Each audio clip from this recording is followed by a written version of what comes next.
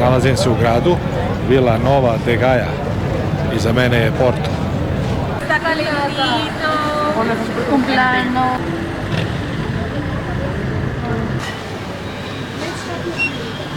Vreme je opet za jednu kraću pauzu. Čika Story je urednik emisije. Pre nego što je Porto bio grad, bio je kraj sveta. Zamislite, svet pre Kolumba, svet u kojem su bila poznata samo 3 kontinenta. Najzapadnija tačka poznatog sveta bila je negde na liniji Portugal, Maroko, Irska.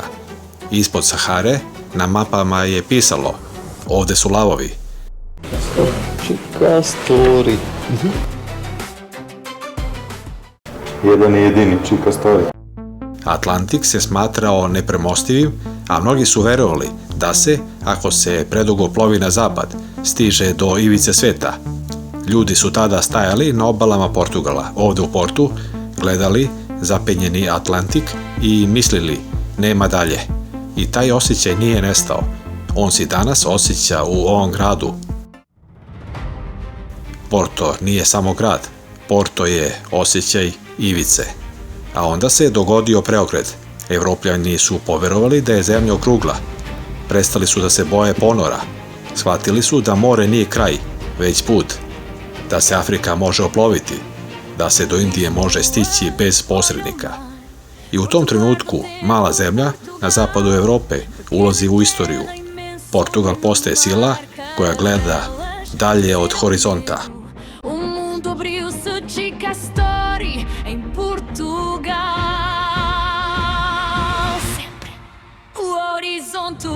Porto ne priča glasno, on šapuće. I tek kad malo zastanem, shvatim, ovo nije grad koji je umoran bez razloga.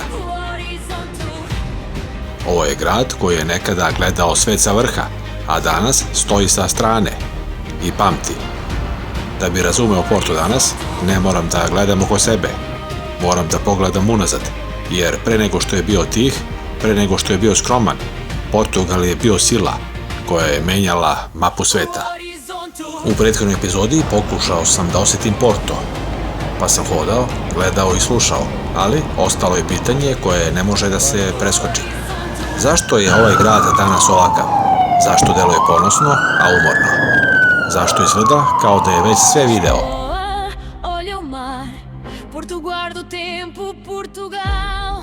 Da bi se Porto razumeo danas, mora se vratiti nekoliko vekova unazad.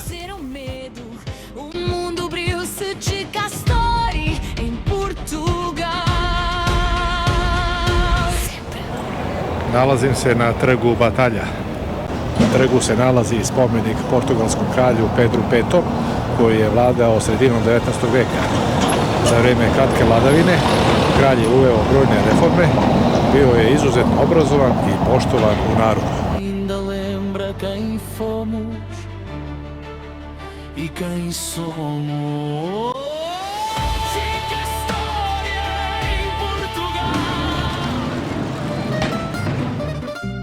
Portugal nije bio mala zemlja na ivici Evrope. Naprotiv, u 15. i 16. veku odavde je počelo nešto što će promeniti svet. Sa ovdašnjih obala, Portugalci su krenuli tamo gde niko pre njih nije znao šta ga čeka. Okean ispred mene nije bio granica, bio je poziv. Lisabon i Porto rastu, brodovi odlaze i vraćaju se. Portugal, koji je vekovima bio na kraju, odjednom se našao u centru sveta. Ova država bila je jedna od prvih globalnih sila. Imali su flotu, znanje, hrabrost i glad za nepoznatim. Otkrivali su rute ka Africi, Indiji, Brazilu. Trgovina zlatom, začinima, vinom i robom učinila je ovu malu zemlju ogromnom. Porto je tada bio grad rada, brodova i bogatstva. Nije bio glamurozan, bio je funkcionalan. I odjednom, uspavana nacija na obodu Evrope postade globalna supersila. Porto i Lisabon postali su svetske metropole. Gradilo se kao nekad u Veneciji i Firenciji, koji gradovi su sada postali periferija. Sa samo 1.000.000 stanovnika, Portugal je pokušao da bude isto toliko snažan kao i Španija i slične zemlje sa 10 puta više žitelja i da drži pod kontrolom ogromnu površinu globusa. Muškarci su se, malobrojni, snalazili u kolonijama kako su stigli, ženici se sa devojkama iz Afrike i Indije.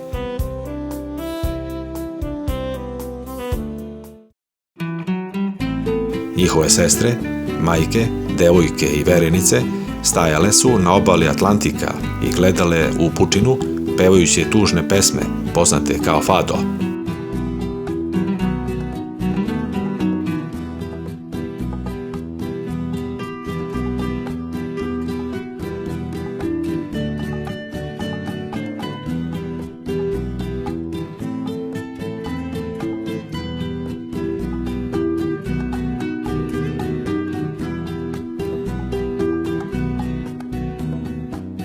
Portugalska imperija postaće najveća rasna mešavina.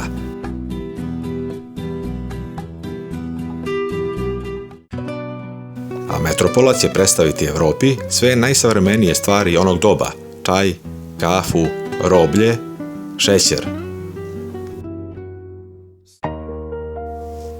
Ali vremenom dolazi zamor, carstvo se urušava, energija se gubi i Portugal se ponovo povlači u sebe.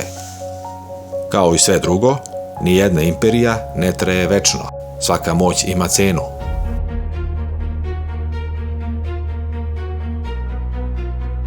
Ratovi, zemljotresi, konkurencija drugih sila. Portugal gubi kolonije, jednu po jednu. Okean, koji je doneo moć, donosi i kraj.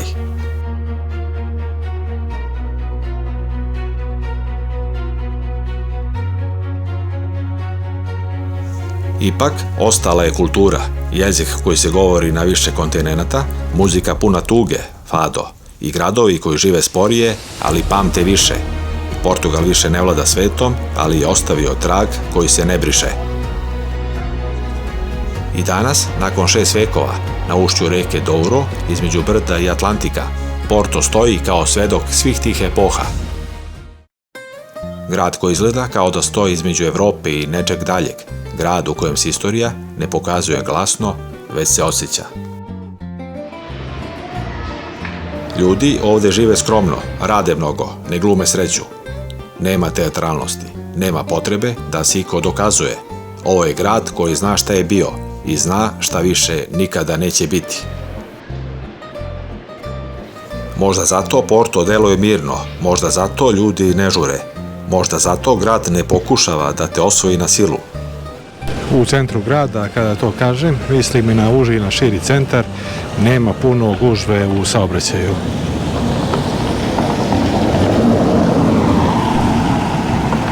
U srcu Porta je Ribeira, nekada siromašna, opasna, danas živa i stvarna.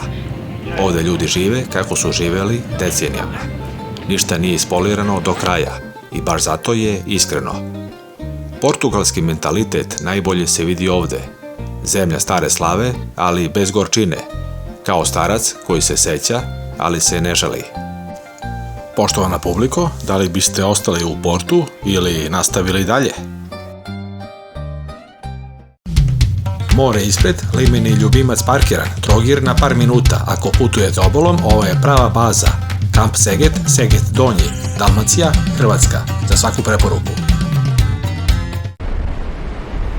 Iz Porta svaki put vodi ka okeanu, gde je vetar jači, gde su talasi viši i gde je horizont čist. Ovde kada se nađete, shvatate zašto su ljudi nekada verovali da je ovo kraj sveta, a danas znamo, nije bio kraj. Bio je početak.